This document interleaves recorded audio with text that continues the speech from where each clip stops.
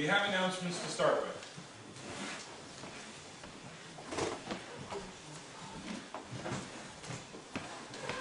I always have announcements. First off, I'd like to thank all those people who sold or bought the strawberry raffle tickets.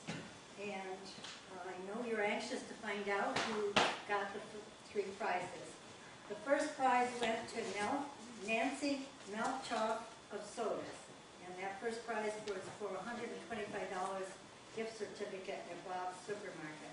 The second prize went to Stan High of Wolcott, and that was for $100 of the pit stop gas card. And the third prize went to Anthony Fazos for the third prize of $50 at the Cottage Inn restaurant gift card. And it was kind of interesting. Bob Strong and Bob Stell and I managed the booth yesterday, and we get the tickets all, we interlace the Wolcott ones that are sold and the Huron ones, and then we put the ones that are sold yesterday. There was $141 worth sold yesterday.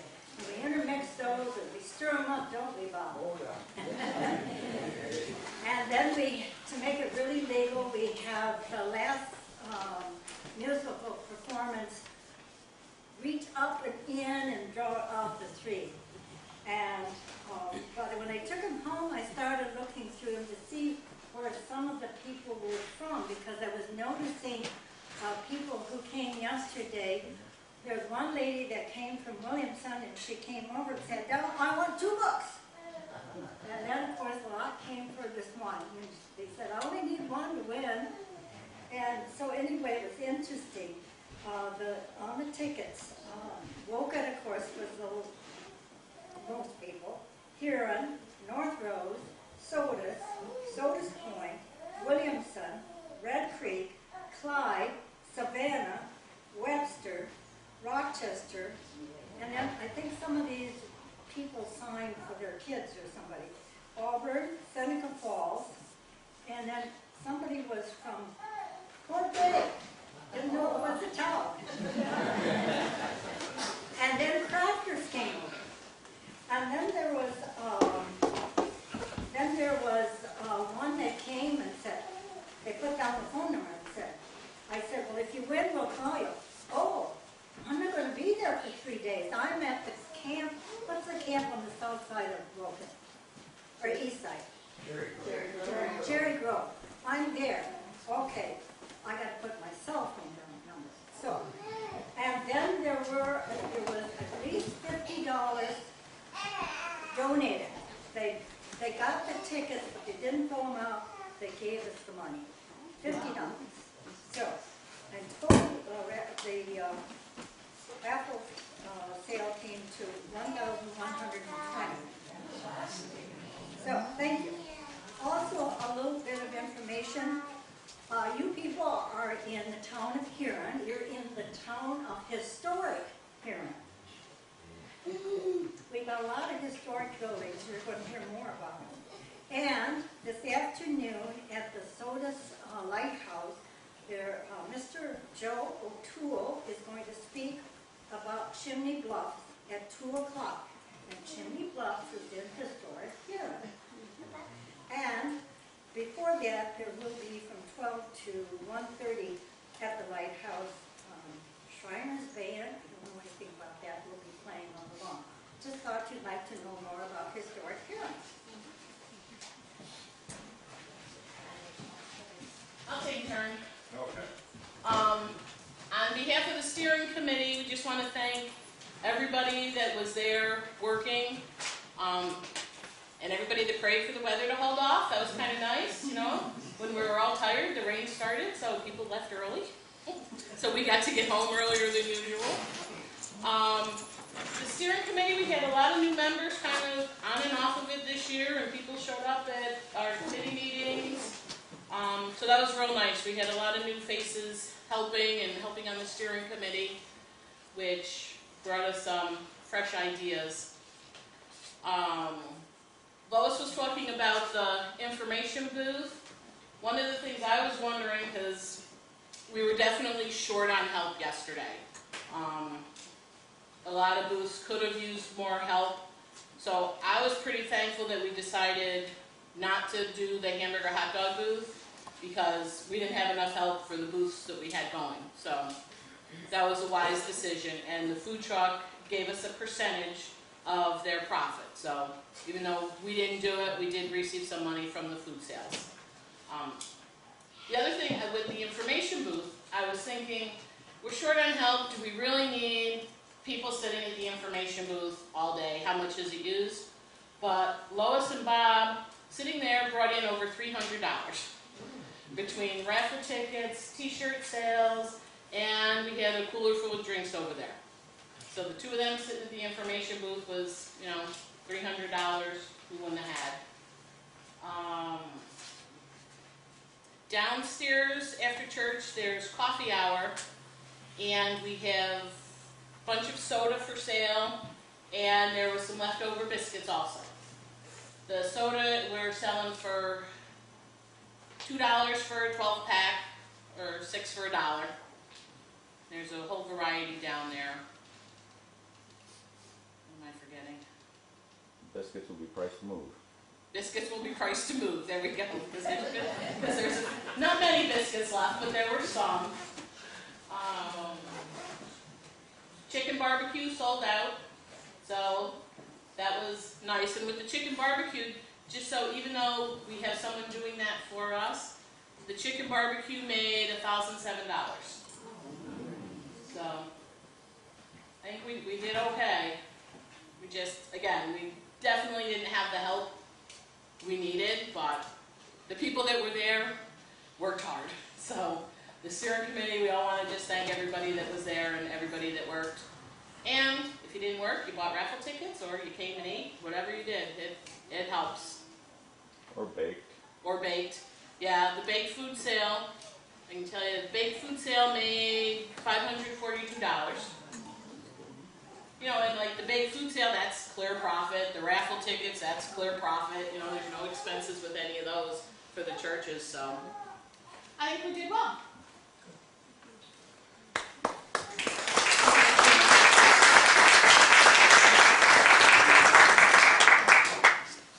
Our strawberry booth takes a lot of help, and we had the help, thank goodness, because any relative or any friend got pulled in to help, and it all worked out really well.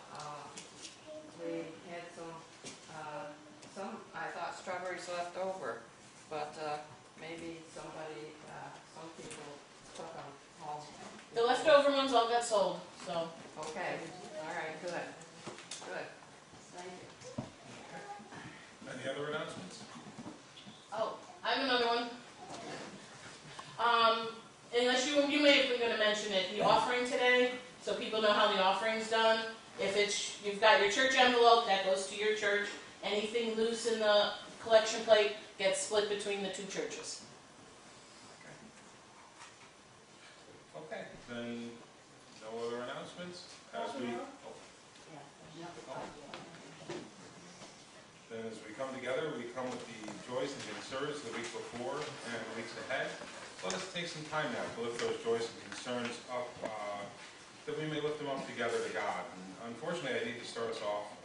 Mary Bristol passed away this morning.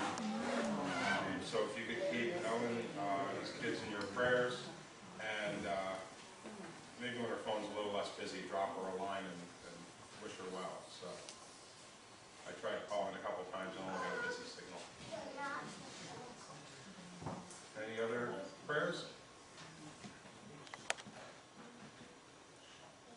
Yes. There's one I was supposed to announce, Kim, okay, sorry. I wrote it on my phone yesterday, and my phone's not behaving, but I was supposed to announce prayers for the family of Connie Patterson as well. Her funeral service was yesterday.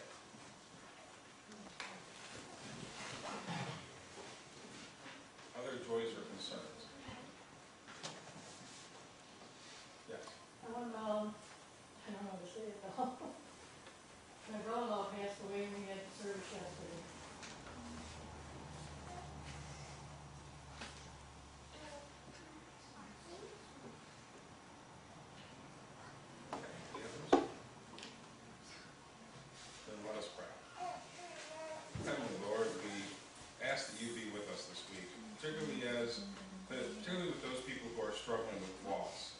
especially those in this community, with the Bristols, with Connie, with Sue and Carol, in the loss of their brother-in-law and their family as well.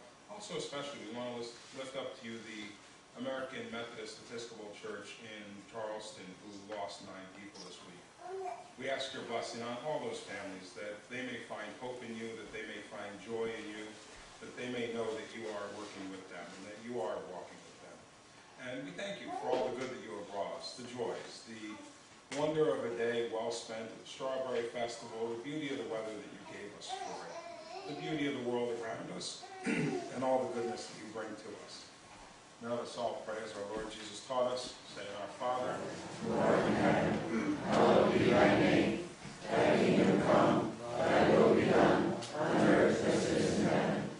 Give us this day our daily bread, and forgive us our debts, as we forgive our debtors. And lead us not into temptation, but deliver us from evil.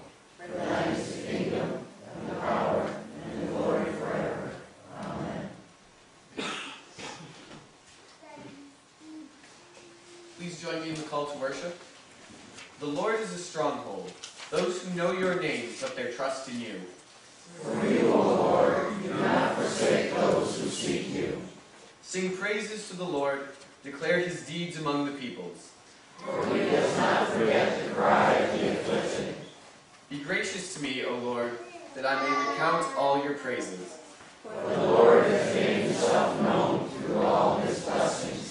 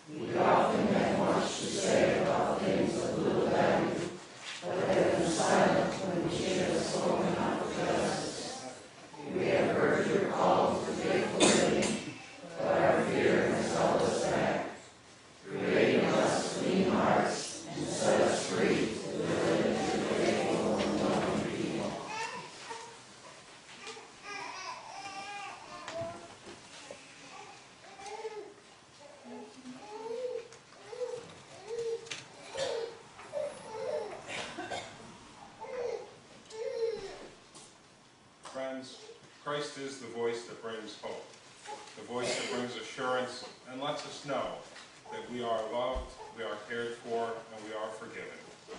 Hear and believe the good news of the gospel. In Jesus Christ's name, you are forgiven. Thanks be to God.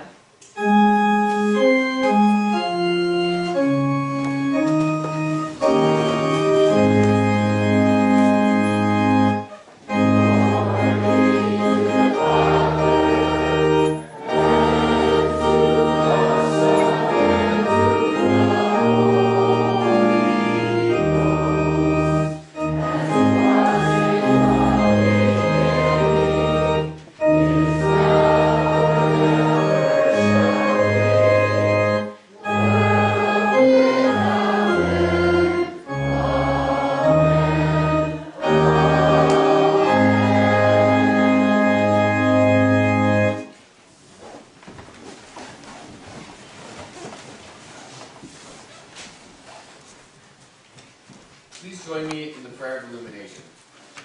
By your Spirit, open our minds to understanding, our hearts to love, and our hands to serve your mission. In Jesus' name we pray. Amen. The first scripture reading comes from 1 Samuel chapter 17, verses 32 to 49. And David said to Saul, "Let no man's heart fail because of him. Your servant will go and fight with this Philistine." And Saul said to David, You are not able to go against this Philistine to fight with him, for you are but a youth, and he has been a man of war from his youth." But David said to Saul, "Your servant used to keep sheep for his father, and when there came a lion or a bear and took a lamb from the flock, I went after him and smote him and delivered it out of his mouth. And if he arose against me, I caught him by his beard and smote him and killed him. Your servant has killed both lions and bears, and this uncircumcised Philistine shall be like one of them, seeing he has defied the armies of the living God." And David said, "The Lord who delivered me from the paw of the lion and from the paw of the bear will deliver me from the hand of this Philistine." And Saul said to David, "Go, and the Lord be with you." Then Saul clothed David with his armor.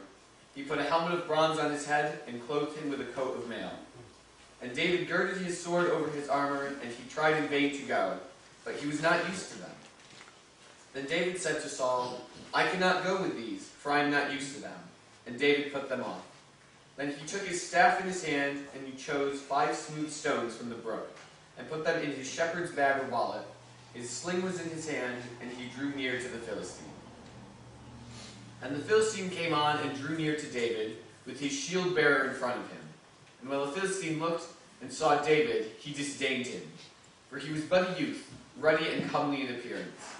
And the Philistine said to David, "Am I a dog, that you come to me with sticks?" And the Philistine cursed David by his gods. The Philistine said to David, "Come to me, and I will give your flesh to the birds of the air and to the beasts of the field." Then David said to the Philistine, "You come to me with a sword and with a spear and with a javelin, but I come to you in the name of the Lord of hosts, and the God of armies of Israel, whom you have defied.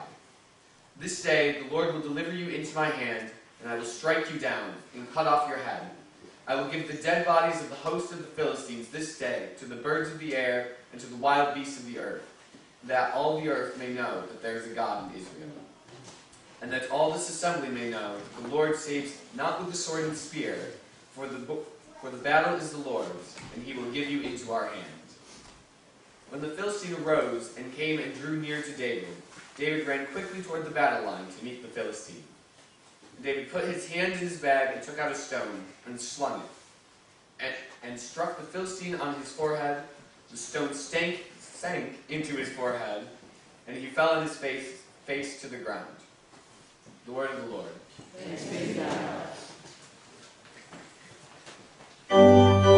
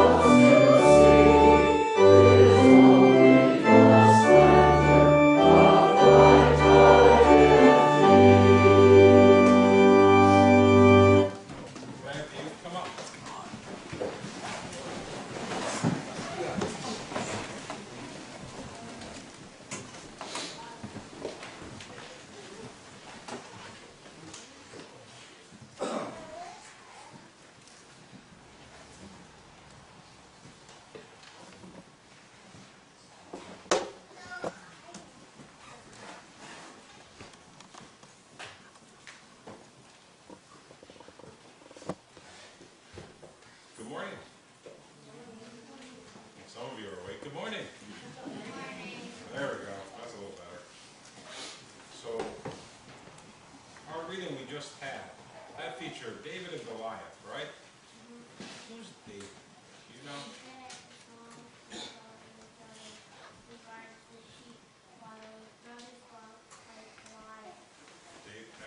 Yes, David is the smallest in his family, and he guards the sheep while the brothers are out fighting Goliath and the Philistines.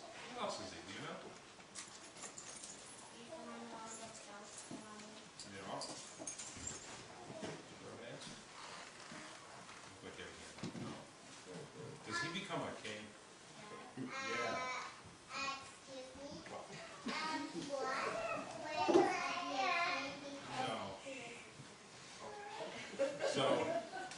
So David then, after he slays Goliath, goes on to have a long career in the army, and he becomes king. You know why he becomes king? Well, Samuel anointed him as king. That's the first main reason. But second is that God decided to do something great with David. Because do you know who David's quite a few greats down, grandson is? Any idea? It's Jesus. So God has something really important to do with David. So David, even though he's a shepherd, and he's the youngest, as you said, and he's the smallest, will go on to become king of Judah, and his son will be Solomon, the wisest man who ever lived, and all of his descendants will go on to be kings of Judah until we come to Jesus. There's a bit of a gap in which they stop being kings, but we kind of glossed through that one bit. And so David is ultimately the quite a few greats grandfather of Jesus, and that's pretty impressive for a shepherd boy, isn't it? And so what we can get from this is that God can do amazing things for us and with us if we allow it. David looked to God for this, didn't he? Did he say God would give him victory? Yeah. And he told Goliath that God would let him win. And he did. Yes, that does happen. But he trusts in God, and he has faith that God will do something good for him. And in the end, he wins because of that. And ultimately, we get saved because of that. And so it's amazing what God can do with the smallest of people, just like you, to accomplish great things. Okay? So let's pray. Dear God, Jesus, we praise you today. Keep us safe and help us to pray each and every day. Amen. The peace of Christ be with you. And also with you. Let's share the peace with one another. Peace.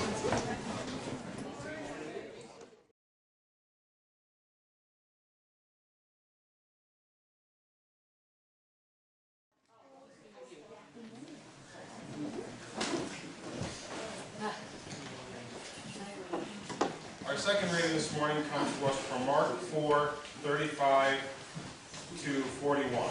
Let us listen for the word of the Lord.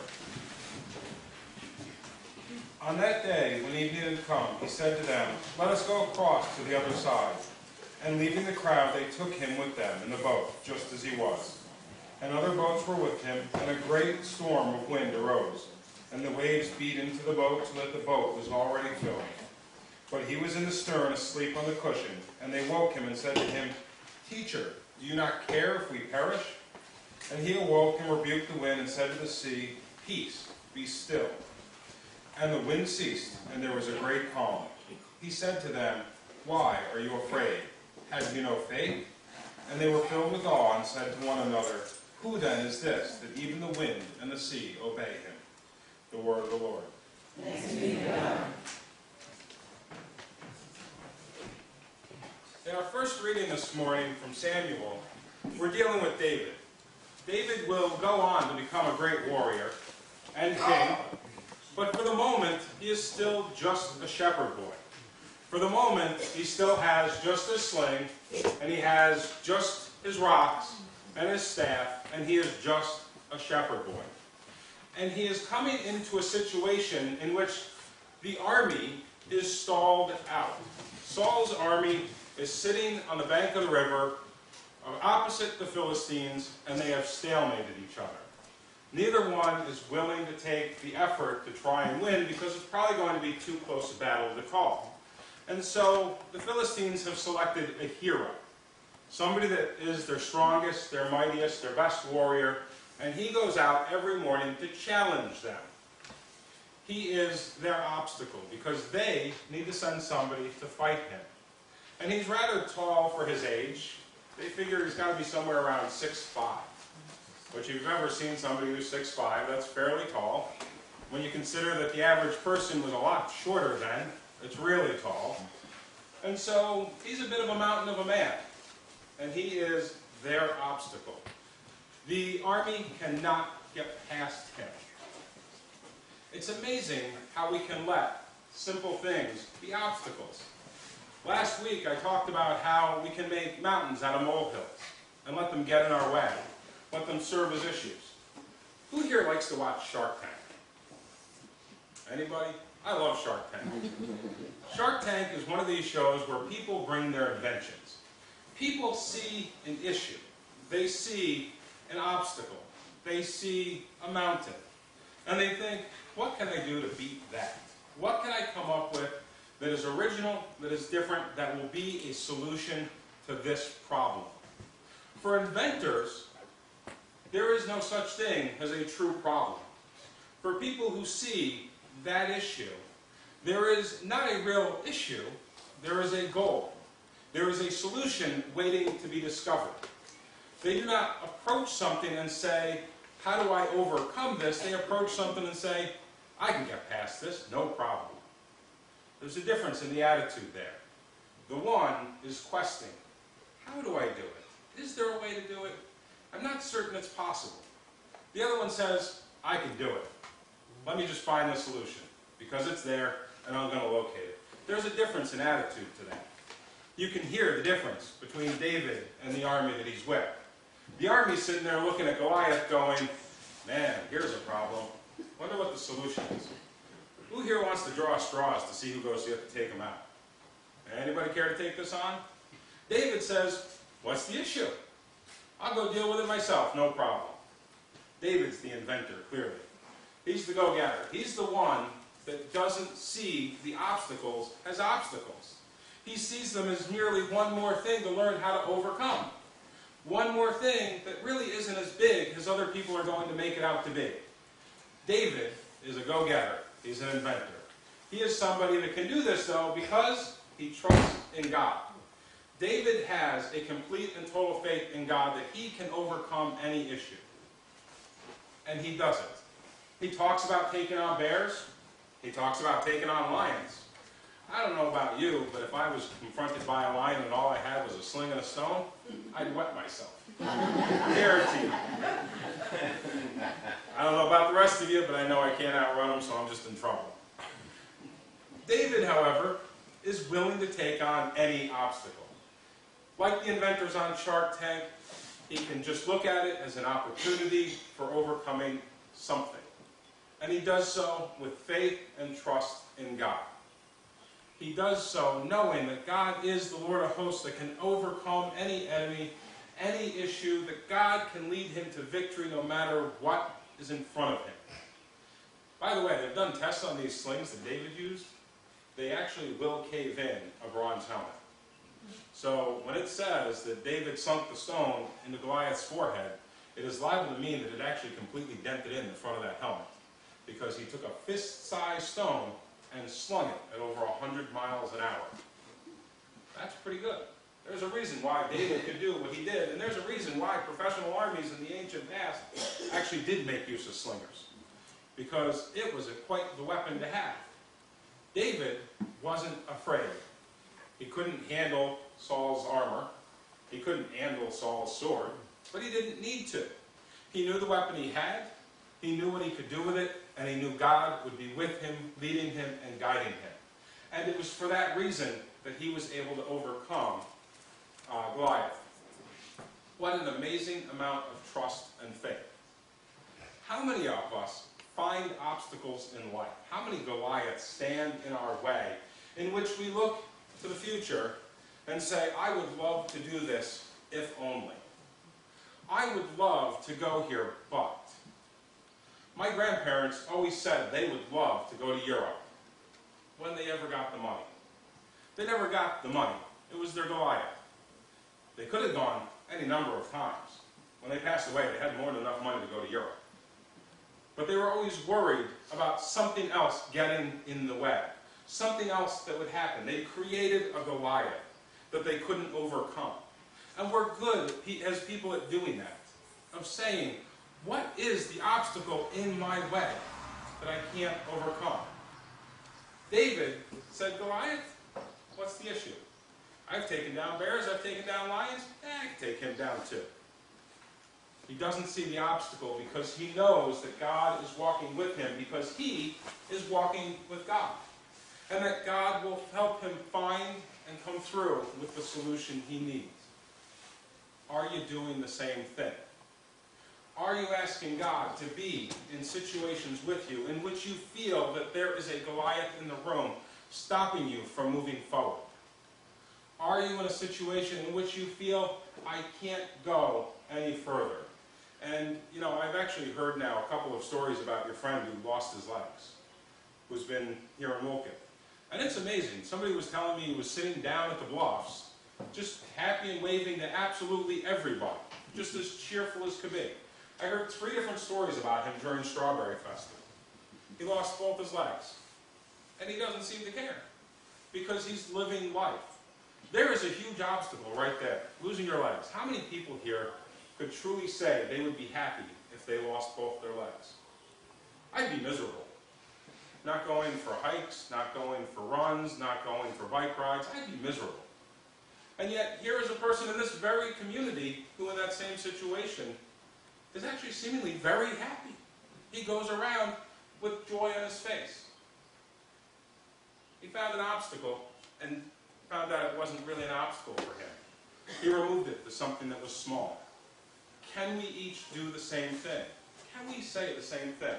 Because at the end of the day, it's our job to overcome them. It's our job to look to God and say, will you come into this situation and help me fix this? Will you walk with me as I walk around this obstacle and move on to the future that you are calling me to? Will you help me along this trail because you are guiding me down it and this obstacle doesn't need to be here? God's walking with you on that. God is there, present with you, and helping you around that. And it's amazing what God can do. Faith can do amazing things. And that is where we come to the disciples in the ship with Jesus. The waves are crashing. Their world is being rocked. The ship is thrown about. And if you lived in the ancient past, even if you were a good sailor, you probably weren't still a good swimmer. And you were in a lot of trouble if that ship sank. Jesus, he just gets up. What are you waking me up for? Why are you bothering me? What's the issue? And he simply tells the sea to be calm. Here, these people are on what they believe is God's mission. Here they are doing what they believe God calls them to do. They are walking with Jesus. They are delivering God's message to the people. They are doing God's work. And yet they are afraid that their ship is about to sink and that God will fail them in the mission that God has called them to. There's a lack of faith there. That's what Jesus is seeing. Not that they're worried about a ship sinking. Every sailor was worried about that. Not that the waves were too high or they couldn't bail the boat fast enough. That was an issue, it was. But that they couldn't see the fact that they were doing God's work and God would see them through to the proper destination, whatever that happened to be. They were making the waves into something bigger than it was because they weren't trusting Jesus that they were doing what God was asking them. They weren't trusting Jesus and God with him that they were on the right course. And so they were letting the waves get in the way of their own faith, their own belief, and to really damage them in ways it shouldn't have been. Life can be stormy. Life can throw up waves. Life can be a rough time. But if we know that God has a plan for us, and he does, and if we know that we are a part of that plan, and you all are, as are all of us, And if you believe that God will see you through to whatever that plan is, and it is a good one. God says, I only have good for you. And he does. Then when the rocky times come, you got to stand like David. You got to say, God is walking with me. I can have faith in this. I know I can get through this. God, lead me, guide me, mark the way for me. I know it's rocky, not a problem. I can get over it. You want to see people in a real rocky situation? We took my kids the other day to a state park. There was no traffic. There was green dots on trees. Didn't matter. They had more fun than I did because I couldn't get under some of the things they could. Couldn't climb over some of the things as easily as they could. And when we went to go to another park to hike a couple days ago, Libby said, no, I want to go back to the cracked part because it had chasms in the rock that they had to jump over.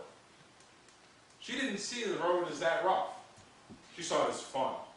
She saw it as something to overcome. She saw it as something to jump, to leap, to enjoy. Life can be rocky. Me, I worried about him falling in. Life was rocky. But she saw it as something joyous. That is what we should be doing, though. We are all people who walk in faith. There might be crevices in the ground that we have to worry about. There might be things that we can stumble over, that we have to try and crawl under, climb over, but sometimes somebody with a little more faith, a little more agility gets through a lot easier than us. But at the end of the day, God will help us through each and every one of those moments. And God wants to see us grow in this. Remember, God is the Father, and today's Father's Day, right? How many of you got to watch kids overcome obstacles? First obstacle, movement, right? First time they get to actually crawl, first time they walk. Fortunately, the first time they climb stairs before they even crawl.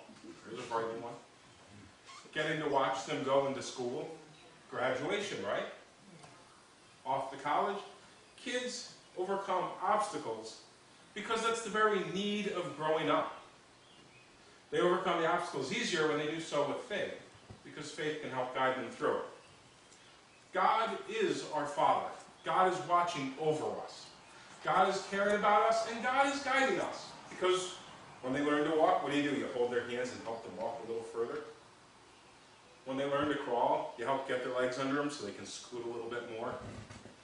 God's doing that for each and every single one of us.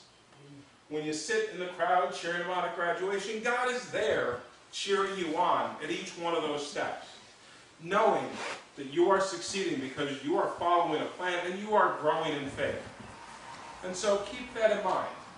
Life has obstacles. Life has waves. Big deal. Everybody has them. Everybody sees them. The question is will you be like David? Will you stand firm knowing that God is walking with you, cheering you on, working with you? Or will you be like the rest of the army, standing back, too afraid to actually move forward because you don't have enough faith? Will you be the one standing and clinging to the rail of the ship in the waves, not trusting that God is guiding it? The choice is yours. Each and every one of you get to make that choice each time you run into one of those obstacles. The question is which will you choose to do? Have faith, have trust, and know that your Father is walking with you, uplifting you and guiding you, or cling to it and worry. I hope that you put in your faith. I hope that you have trust. And I hope that you can continue to grow. Because until the day you pass away, and God says to you, welcome, my loving child. Until that moment, God is still walking with you, still uplifting you, and still guiding you over any obstacle, no matter what. So don't let anything get in your way. Live life. Enjoy it. And happy Father's Day.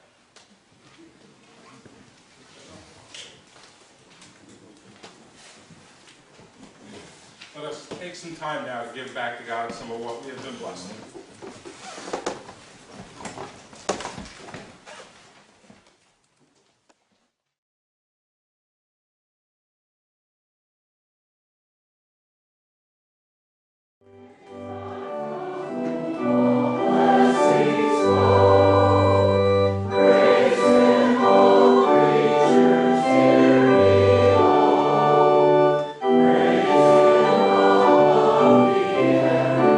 Oh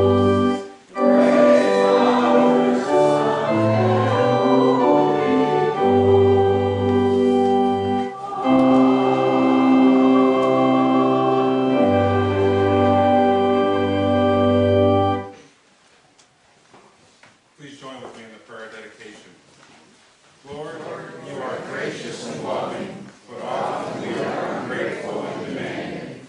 But today we lift up to you the gifts of our hearts, knowing that by offering these gifts to you now, you will shine your holy will on our lives and our church, leading us in ministry to our community and beyond. Amen.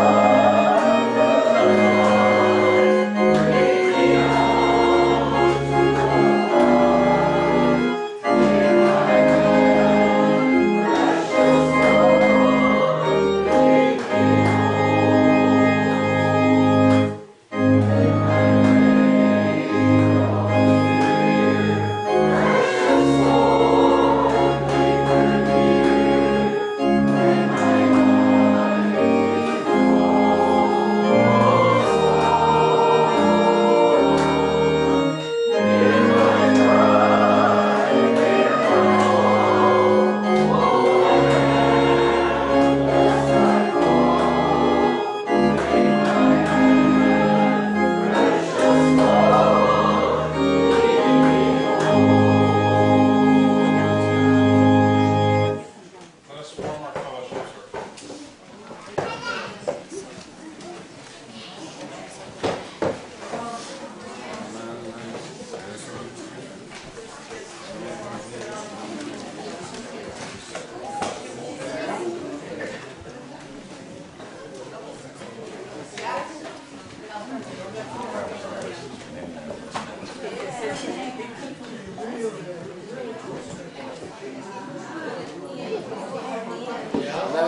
That was more picking it up so it didn't get kicked over.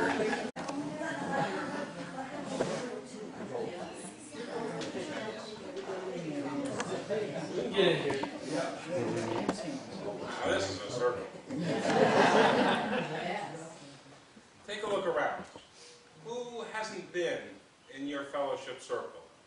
Who's missing from your faith life? Who maybe needs a help out? Who maybe is feeling like there's too many obstacles in life that they don't have God to help them to overcome? Take the time. Invite them. Bring them into your congregation, knowing that God can help them and uplift them through the worst of storms and over the largest of rocks. May the Lord bless you this week. May the Lord keep you. And may the Lord help you through any situation you find yourself in, if only you take the time to ask. And don't forget, we have coffee hour downstairs. Have a blessed day and a good Father's Day. Amen. Amen.